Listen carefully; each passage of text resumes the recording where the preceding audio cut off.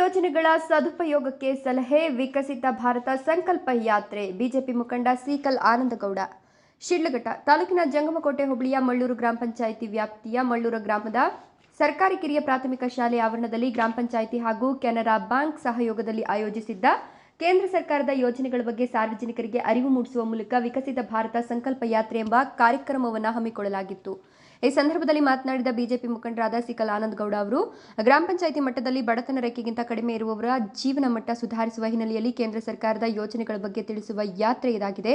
ಈ ಯೋಜನೆಗಳಿಂದ ವಂಚಿತರಾದ ಫಲಾನುಭವಿಗಳಿಗೆ ಇದರ ಲಾಭ ಸಿಗುವಂತೆ ಮಾಡುವ ಕಾರ್ಯವನ್ನು ಮಾಡಬೇಕಿದೆ ಹಾಗೂ ಪ್ರಧಾನಮಂತ್ರಿ ಆವಾಸ್ ಯೋಜನೆ, ಪೋಷಣ್ ಅಭಿಯಾನ್, ಉಜ್ವಲ ಯೋಜನೆ, ಪಿಎಂ ಗರೀಬ್ ಕಲ್ಯಾಣ ಅನ್ನ ಯೋಜನೆ, ಆಯುಷ್ಮಾನ್ ಭಾರತ, ಫಸಲ್ ಬಿಮಾ ಯೋಜನೆ, ಕೌಶಲ್ಯಾಭಿವೃದ್ಧಿ ಯೋಜನೆ, ಜನೌಷಧ ಯೋಜನೆ, ವಿಶ್ವಕರ್ಮ ಯೋಜನೆ ಸದುಪಯೋಗವನ್ನು ಜನರು ಪಡೆದುಕೊಳ್ಳಬೇಕು ಅಂತ ತಿಳಿಸಿದರು.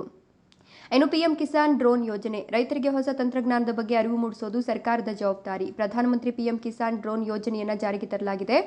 ಕೇಂದ್ರ ಸರ್ಕಾರ ಇದಕ್ಕೆ ಶೇಕಡ 70% ಸಹಾಯಧನ ನೀಡುತ್ತಾ ಇದೆ. ಗ್ರಾಮ ಪಂಚಾಯಿತಿಯಲ್ಲಿ ಇಟ್ಟುಕೊಂಡು ರೈತರಿಗೆ ಬಾಡಿಗೆ ನೀಡಬಹುದಾಗಿದೆ. ಇದರ ಸದುಪಯೋಗವನ್ನು ರೈತರು ಪಡೆದುಕೊಳ್ಳಬೇಕು ಅಂತ ತಿಳಿಸಿದರು.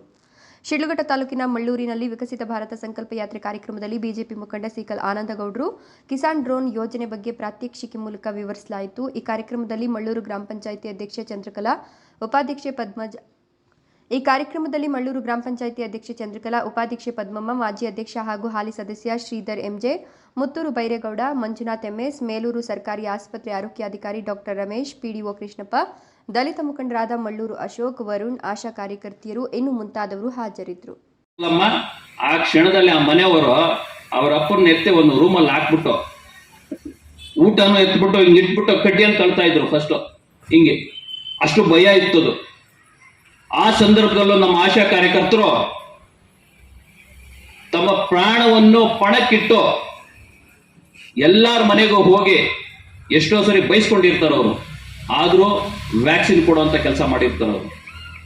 ಅದೇ ನಿಟ್ಟಿನಲ್ಲಿ ಈ ಕಾರ್ಯಕ್ರಮಗಳು ಏನಿದಾವೋ ಅದನ್ನು ನೀವು ಪ್ರತಿ ಹಳ್ಳಿಗೂ ಪ್ರತಿ ಮನೆಗೂ ಹೋದಾಗ ಇದ್ರ ಮಾಹಿತಿನ ಒಂದ್ ಸ್ವಲ್ಪ ತಿಳ್ಕೊಂಡು ಜನಗಳಿಗೆ ನೀವೇ ಮುಟ್ಟಿಸ್ಕೊಬೇಕಾಗ್ತದೆ. ಎಲ್ಲ ಅಧಿಕಾರಿಗಳೇ ಹೋಗಿ ಇವತ್ತು ಬಂದಿದ್ದಾರೆ, ಸ್ಟೇಜಲ್ಲಿ ಮಾತಾಡ್ತಾರೆ, ಆಫೀಸಲ್ಲಿ ಕೂತ್ತಾರೆ, ನೀವೇ ಮಾಡಬೇಕಾಗ್ತದೆ. ಯಾವ್ದಾರ ಇತ್ತ ಒಂದು ಹಳ್ಳಿಯಲ್ಲಿ ಇಂಟ್ರೆಸ್ಟ್ ಇತ್ತೆ, ಒಬ್ಬ ಮುಖಂಡರಿದ್ದಾರೆ ಅಂತ ಹೇಳಿದ್ರೆ ಆ ಹಳ್ಳಿಗೆ ಕರೆಸ್ಕೊಳ್ಳಿ, ಬರ್ತಾರೆ. ಬ್ಯಾಂಕ್ ಮ್ಯಾನೇಜರ್ ಆಗಲಿ, ಎಂತ ಡಿಪಾರ್ಟ್ಮೆಂಟ್ ಅವ್ರು ಆಗಲಿ, ಪಿಡಿಒ ಆಗಲಿ, ಆ ಹಳ್ಳಿಗೆ ನೀವು ಕರ್ಸ್ಕೋಬೇಕು. ಈ ಸ್ಕೀಮ್ ಬಗ್ಗೆ ಹೇಳು ಅಂತ ಹೇಳಿದ್ರೆ ಒಂದು 1 hour ಇಲ್ಲ 2 hours ಬಂದು ಹೇಳ್ತಾರೆ ಅವರು. ಅದು ಅವ್ರ ಕರ್ತವ್ಯ ಆಗಿರ್ತದೆ. ರೈತರು ಬೆಳೆದಿರ್ತಕ್ಕಂಥ ಬೆಳೆಗೂ ನಮ್ಮ ಜೀವಕ್ಕೆ ಯಾವ ರೀತಿ ವಿಮೆ ಇದೆಯೋ, ನಾವು ರೈತರು ಬೆಳೆತಕ್ಕಂಥ ಬೆಳೆಗೂ ಸಹ ವಿಮೆ ಇದೆ. ನಾವು ಕಟ್ಟಬೇಕಾಗಿರೋದು 40 ರೂಪಾಯಿಂದ 50 ರೂಪಾಯಿ ಅಷ್ಟೇ. ನಿಮಗೆ ಗೊತ್ತಿರಬೇಕು, ಲಾಸ್ಟ್ ಮಾವಿನ ಹಣ್ಣು ಇನ್ನೇನು ಒಂದು ವಾರದಲ್ಲಿ ತೆಗಿಬೇಕು, ಆನಿಕಲ್ ಬೀಳುತ್ತೆ, ಎಲ್ಲ ಕಾಯಿ ಮಣ್ಪಾಲಾಗ್ಬಿಡುತ್ತೆ. ಸುಮಾರು ಕೆಲವರಿಗೆ ಒಂದು 10 ಜನದಲ್ಲಿ ಒಬ್ಬರಿಗೆ ಇಬ್ಬರಿಗೆ ಪರಿಹಾರ ಧನ ಬರ್ತದೆ. ಅವ್ರು ಹೇಳ್ತಾರೆ, ಏನಪ್ಪ ಗೌರ್ಮೆಂಟ್ ಅವ್ರು ನಮ್ಗೇನು ಮಾಡ್ಲಿಲ್ವಲ್ಲ ಅಂತ. ಆಗಲ್ಲ, ಅವರು ವಿಮೆ ಮಾಡಿಸಿರ್ತಾರೆ. ಅವ್ರು ಕಟ್ಟಿರ್ತಕ್ಕಂಥದ್ದು, ಅವ್ರು ಎನ್ರೋಲ್ ಮಾಡಿರ್ಬೇಕಾಗ ಕಟ್ಟಿರ್ತಕ್ಕಂಥದ್ದು 40 ರೂಪಾಯಿ, 50 ರೂಪಾಯಿ, ಇಲ್ಲ 80 ರೂಪಾಯಿ ಅಷ್ಟೇ. 1 ಎಕರೆಗೆ 2 ಲಕ್ಷದಿಂದ 5 ಲಕ್ಷದವರೆಗೂ ವಿಮೆ ಬರ್ತದೆ. ಯಾಕೆ ಮಾಹಿತಿ ನಾವು ತಗೊಳ್ಳಲ್ಲ? ಇಲ್ಲ, ನಾವು ತಗೊಂಡಿದ್ದೀವಿ, ಒಬ್ಬ ರೈತ ತಗೊಂಡಿದ್ದಾನೆ, ಅದರ ಪ್ರಯೋಜನ ಪಡೆದಿದ್ದಾರೆ ಅಂತ ಹೇಳಿದ್ರೆ ದಯವಿಟ್ಟು ಆ ರೈತ ಇನ್ನೊಬ್ಬ ರೈತನಿಗೆ ಹೇಳ್ಬೇಕು, ಪಕ್ಕದಲ್ಲಿರೋ ಹೊರದಲ್ಲಿರೋನ್ಗೆ ಹೇಳಬೇಕು. ಉಜ್ವಲ ಯೋಜನೆಯಲ್ಲಿ ನಾವೇನ ಗ್ಯಾಸ್ ಕನೆಕ್ಷನ್ ಫ್ರೀ ಕನೆಕ್ಷನ್, ಅದು ಯಾರು 1 ರೂಪಾಯಿ ಕಟ್ಟೋಂಗಿಲ್ಲ. ನಾವು ಕನೆಕ್ಷನ್ ತಗೊಂಡಿದೀವಿ ಅಂತ ಹೇಳಿದ್ರೆ ಪಕ್ಕದ ಮನೆಯಲ್ಲಿ ಸೌದೆಯಲ್ಲಿ ಕೆಲಸ, ಇದು ಒಲೆಯಲ್ಲಿ ಅಡಿಗೆ ಮಾಡ್ತಾ ಇದಾರೆ ಅಂತ ಹೇಳಿದ್ರೆ ನಾವು ಅವ್ರಿಗೆ ಹೇಳಬೇಕು. ಈ ತರ ಕೇಂದ್ರ ಸರ್ಕಾರದಲ್ಲಿ ನರೇಂದ್ರ ಮೋದಿ ಅವರು ಯಾರು ಸೌದೆಯಲ್ಲಿ ಅಡಿಗೆ ಮಾಡಬಾರ್ದು ಅಂತ ಹೇಳಿ ಗ್ಯಾಸ್ ಕನೆಕ್ಷನ್ ಉಚಿತವಾಗಿ ಕೊಡ್ತಾ ಇದ್ದಾರೆ, ಆ ಕನೆಕ್ಷನ್ ದಯವಿಟ್ಟು ತಗೊಳ್ಳಿ ಅಂತ ಹೇಳ್ಬೇಕು. ನಾವು ಇದ್ರ ಪ್ರಯೋಜನ ಪಡ್ಕೊಳ್ಳುವಂತಹದ್ದು ನಮ್ಮ ಬಡ ಜನರು, ಪ್ರತಿಯೊಬ್ಬರಿಗೂ ಅಧಿಕಾರ ಇದೆ ತಗೊಳ್ಳುವಂತಹದ್ದು.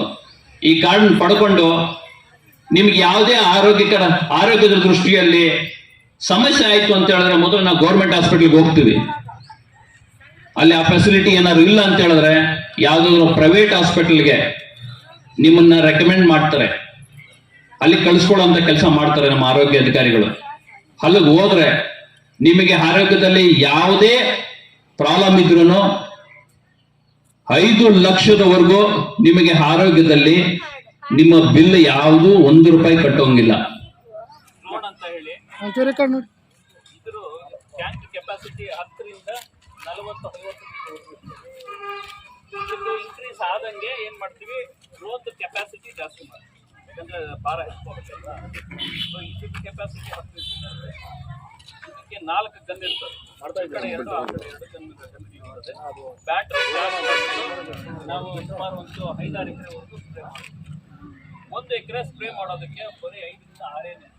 ಅದು ಎಂತ ಅದನ್ನ ಟೊಮೆಟೊ ತೋಟ ಆಗಲಿ, ಇಲ್ಲ ಮಾವಿನ ತೋಟ ಆಗಲಿ, ಇಲ್ಲ ಬೇರೆ ಯಾವ್ದಾದ್ರು ಜೋಳ ಕೊಡಿಯೋದು ಸ್ಪೀಡ್ ಪ್ಯಾನ್ ಹೊಡಿಬೇಕಾದ್ರೆ ಬರೀ 5ರಿಂದ 6 ನಿಮಿಷದಲ್ಲಿ.